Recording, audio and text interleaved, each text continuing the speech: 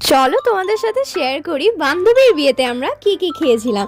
প্রথমেই তোমাদের মেনু কার্ডটা একটু দেখিয়ে দিই, অনেকটা ইউনিক ওয়েতে বানানো।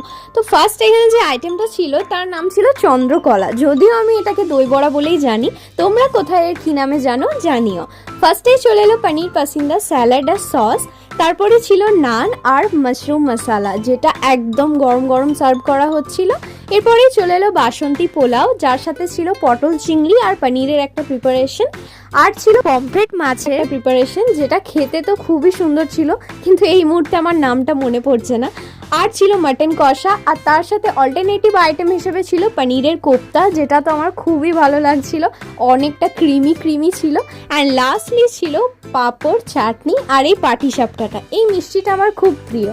আর শীতকাল যেহেতু, নলেন গুড়ের রসগোল্লা কি করে বাদ যায়, তো ওটাও ছিল। আর ছিল পাসপাস আর আইসক্রিম। আর স্টলে খেয়েছিলাম ফুচকা আর